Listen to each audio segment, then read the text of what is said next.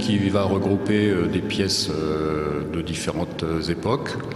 Je suis juste devant d'ailleurs la pièce qui est la plus ancienne de l'exposition, qui est de 1985. Et donc c'est un choix aussi en fonction du lieu pour montrer un petit peu le parcours. Dans mon travail, j'ai un côté baladeur, je me balade, je me promène, à la fois réellement, physiquement et aussi évidemment mentalement. Donc la pensée est en marche, l'imaginaire aussi, et je vais donc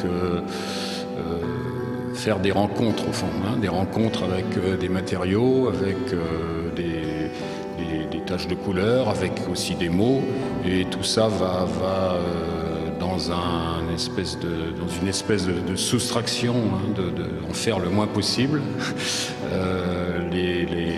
La pièce, la sculpture va exister dans un moment comme ça que je veux très, très fragile mais très, très présent.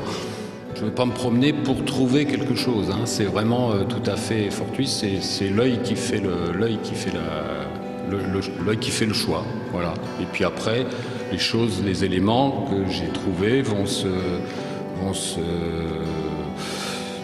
rencontrer, se caresser, se frôler, et puis il y a un moment comme ça, un moment étincelant, pour moi en tous les cas, où les choses vont exister. Je privilégie en tous les cas, comme on peut le voir, c'est plutôt une atmosphère de silence, c'est le silence du contemplatif, du presque rien, et plutôt qu'un art qui serait, comme parfois et souvent aujourd'hui, très spectaculaire. Donc là, c'est vrai que le spectateur, avec lui, il faut établir aussi une connivence, parce que je comprends très bien qu'on puisse ne pas s'arrêter, puisqu'il n'y a pas grand-chose, encore une fois, pour happer le regard.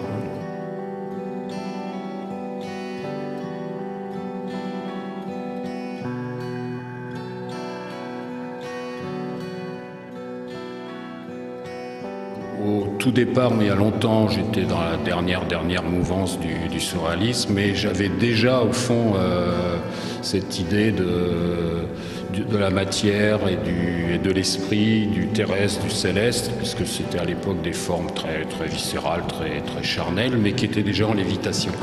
Et je m'aperçois que j'ai développé toujours cette espèce d'aller-retour comme ça, entre le haut et le bas, le lourd et le léger.